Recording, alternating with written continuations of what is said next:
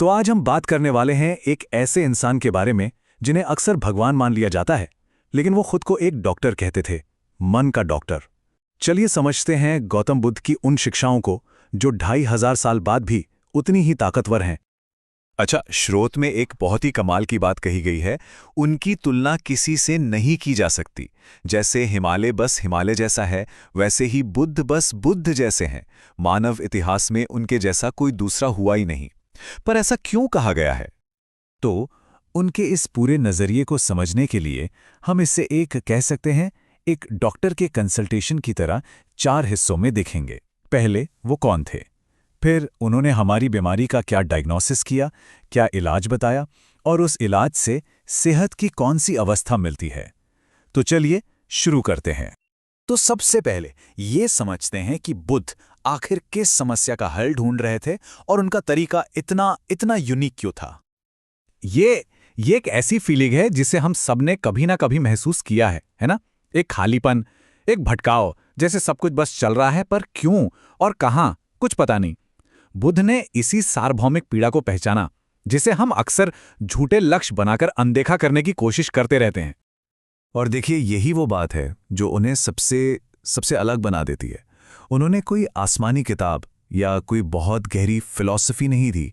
उन्होंने बस इंसान की हालत को एक डॉक्टर की तरह देखा, उसके कारणों का विश्लेषण किया और एक बहुत ही प्रैक्टिकल इलाज सुझाया।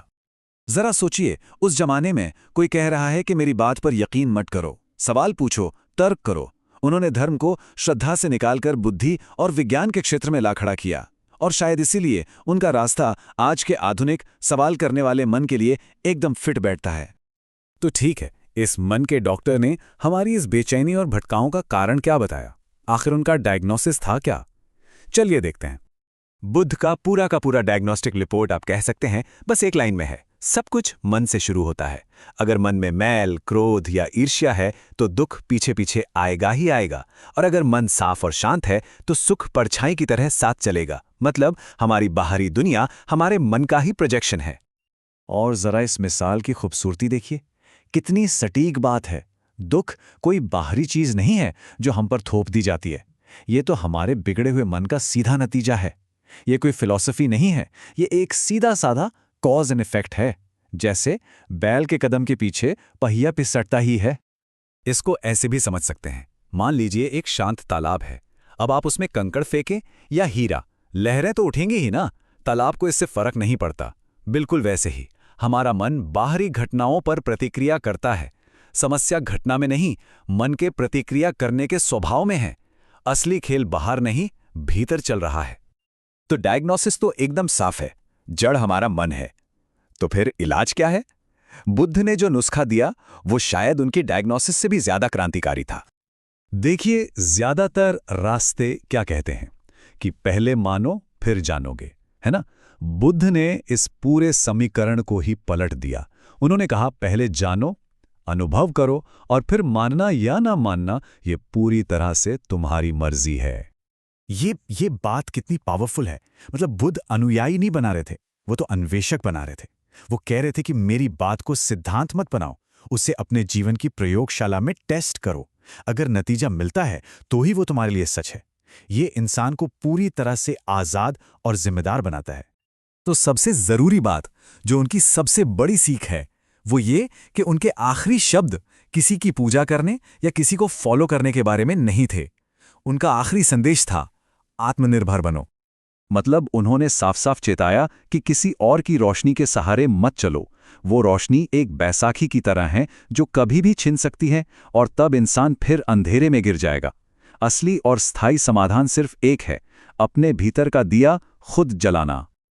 तो जब कोई इस नुस्खे पर चलता है, अपने भीतर का दिया जला लेता है, तो सेहत की वो परम अवस्था, वो स्टेट ऑफ हेल्थ आखिर दिखती कैसी है? तो इलाज है इस शाश्वत नियम को, इस इटर्नल लॉ को समझ लेना, जिसे स्रोत में सनातन धर्म कहा गया है। ये कोई मजहब नहीं है, बल्कि प्रकृति का एक अटूट नियम है। जैसे आग से आग नहीं बुझती, पानी से बुझती है, वैसे ही नफरत को नफरत से खत्म नहीं किया जा सकता, सिर्फ प्रेम और करुणा से ही किया जा सकता है। बुद्ध ने बड़े साफ तरीके से ये समझाया है कि हम अपने लिए ही नर्क कैसे बनाते हैं। हम पुरानी बातों को पकड़कर बैठ जाते हैं, उन्हें अपने मन में बार बार दोहराते हैं और जख्मों को हरा रखते हैं। ये आवाजें हमारे दिमाग में भी तो चलती हैं ना, है ना? और नतीजा, नफरत की आग कभी शांति नहीं होती। तो फिर सवाल उठता है कि इस चक्र को तोड़ने का उपाय क्या है? स्रोत कहता है, बस इस एक सच को गहराई से समझ लेना कि यहां कुछ भी परमानेंट नहीं है। सब कुछ बदल रहा है, जीवन क्षणभंगुर है। जैसे ही ये बोध होता है, सारे झगड़े, सारी शिकायतें बेमानी लगने लगती हैं। और बस यही वो आखिरी सवाल है जो सारे संघर्ष को, सारी कड़वाहट को खत्म कर देता है। जब हमें पता है कि हमारा और सामने वाले का, दोनों का समय यहां सीमित है, तो इस छोटी सी यात्रा में हम नफरत का बोझ उठाकर क्यों चलें? इस एक एहसास में ही परम स्वास्थ्य और शांति का राज छिपा है।